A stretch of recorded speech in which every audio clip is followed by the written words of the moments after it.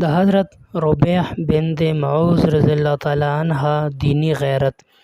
ربیع بنت معوذ رضی الله تعالی عنها یو انصاری صحابیه ده. اکثر جنگونو کې د نبی اکرم صلی الله علیه وسلم سره شریکه شوې ده.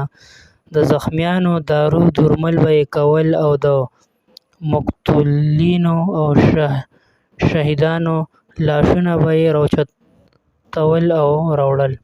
د نبي علیه الصلاة والسلام د هجرت نه مخکې مسلمانه شوې وه. د هجرت نه پس یې واده وشو. نبي اکرم صلی الله علیه وسلم هم د واده پر ورځ د دې کور ته تشریف وړی و.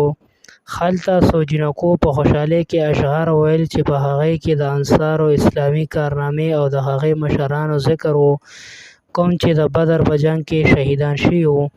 هغې نه یوې پکې دا مصرع هم وویله: موږ کې یو داسې نبي دی چې آینده خبرونو خبر دی.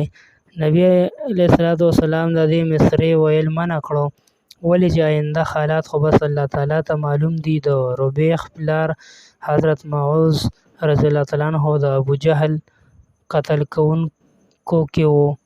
یو زنانه چې د هغې نوم اسماء و، عطر به یې خرڅول. هغه یو وارې څو زنانو سره د حضرت ربیع کور ته هم لاړه. اول یې دې نه د نوم، خال، پته وغیره څنګه چې د زنانو عادت وي پوښتنه وکړه. دې ورته وښودل. د معوذ نوم یې چې واورېده ویې ویل چې د خپل سردار قاتل لور یې. ابوجهل چونکې د عربو سردار شمارلی شو ځکه یې ورته د خپل سردار قاتل وویل. ربیع چې واورېدل غوسه شوه. ویې ویل چې زه د خپل غلام د قاتل لور یم. ربیع ته غیرت راغی چې ابوجهل ته یې زما پلار سردار ولې وویل، ځکه دې د خپل غلام نوم سره ذکر کړو.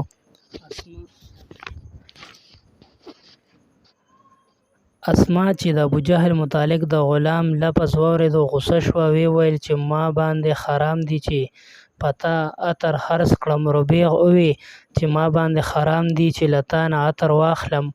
ما ستا د عطرو نه سوا هېڅ یو عطر کې ګندګي او بدبويي نه ده لیدلې.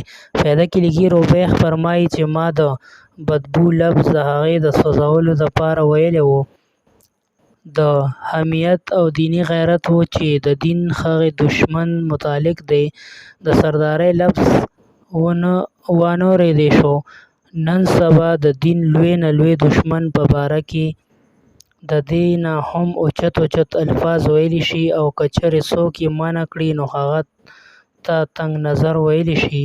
د نبي اکرم صلی الله علیه وسلم ارشاد دی چې منافق ته سردار مه وایئ. که چېرې هغه ستاسو سردار شو نو تاسو خپل رب ناراضه کړو.